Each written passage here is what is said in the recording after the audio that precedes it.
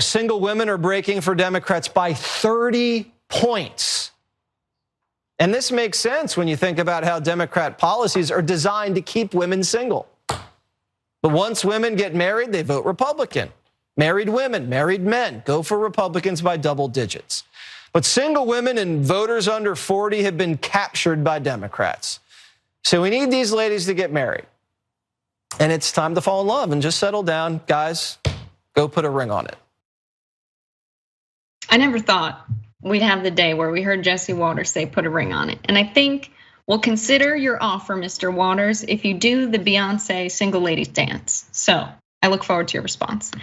But his solution, his big plan to get Republicans more power is to just marry off the single women, because he thinks that this data shows that the problem is that unmarried women are voting for Democrats. And so if they got married, then they would become Republicans. 68% of single women voted with Democrats. And so the voters age 30 to 39, it's a little bit less.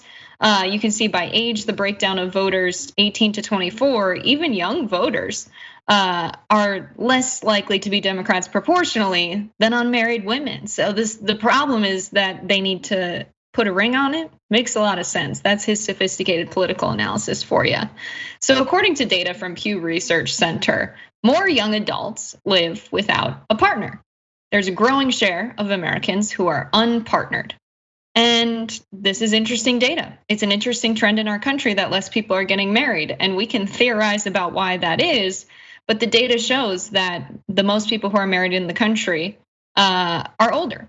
So most people are living unpartnered, living alone. And Jesse Waters thinks that if you just married up, if you just found a partner, now you're gonna be a Republican. I have no idea where this logic is coming from, but here's what I'll say about this. I think it's difficult times to get married in this country, to be financially stable, to have a house and have kids. You're not gonna be likely to settle down if you're living paycheck to paycheck and struggling to just get by financially. You're not in a position to build a family. And so I would point to economic conditions. If you want more people to get married, maybe we should give people a fighting chance to actually buy a house, which is something we were talking about earlier. But do I think that these unmarried women, once married, will suddenly start voting in the other direction? I knocked doors in conservative parts of the country where a wife would answer and say, sorry, I vote with my husband, or I need to ask for my husband's permission to talk to you. I would say that the type of person who grows up with traditional values and ends up getting married, and their definition of success in life is to be a housewife and do what their husband says, that's their business. But the type of women who are single today, it's not tracking that as soon as they get married, suddenly they will fall into traditional Christian values. They'll probably find the type of partner that respects their opinions when it comes to politics and lets them continue voting in the direction they have been. That's just my presumption, but Jackson, I'd love to hear yours. Well, so, as silly as that was, at the same time, I'm talking about Jesse Waters, what he said, and his character that he plays on Fox is kind of like a handsome, dumb Chad, kind of like just there for that's kind of what he is on Fox. But so again, as silly as that was, it really does also reflect the theocratic conservative view that sexually and economically liberated women stand in the way of an orderly society. A lot of the messaging that you see that's just like reflected in like manosphere, red pill type of like dating content that's huge. You know what I'm saying? A lot of people laugh at it, but like it's a huge community.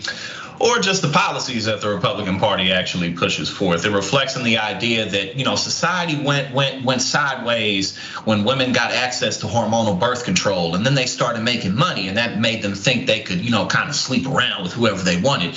Now these women think they can tell me no. Damn women, think they can. So that's I'm being goofy, but that's really what it boils down to.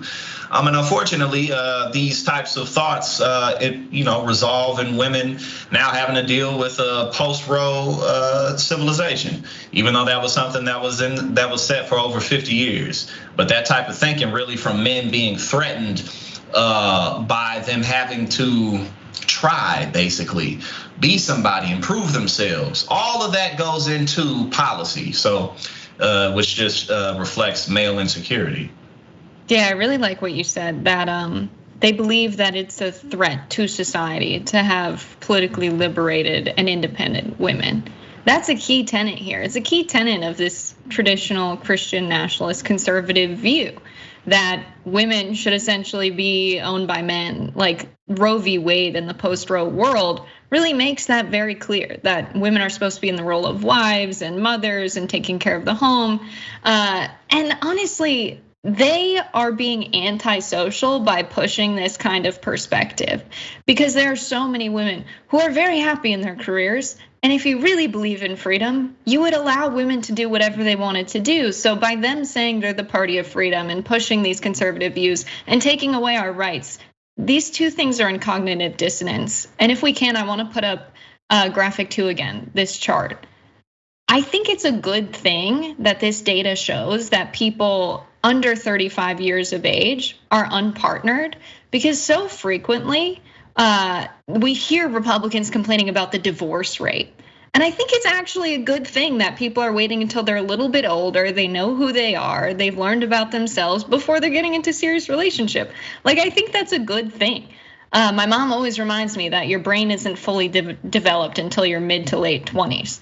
And so I think people waiting to get married might be a good thing for them. And moreover, it's not the government's business. It shouldn't be done for political reasons.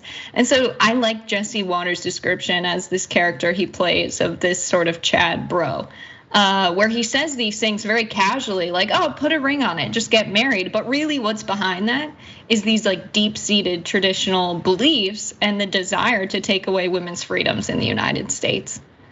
Jackson? And I'm glad you asked to put that chart back up, because when it comes to it, the message goes back to the same period. Like literally, like the Roe v. Wade being passed, like lobotomized the conservative movement. It totally blew up what it is today. And so like when they say like, well, 80% of marriages or divorces rather are initiated by women, they don't really see that a lot of those marriages were like decades old. So people are getting out of relationships late. You know what I'm saying? And like you said, everything about society changing, people can't afford stuff, but it's really just a ridiculous loser mindset that's pretty much held up by men who publicly announced that women don't want to sleep with them. So that's what we're dealing with.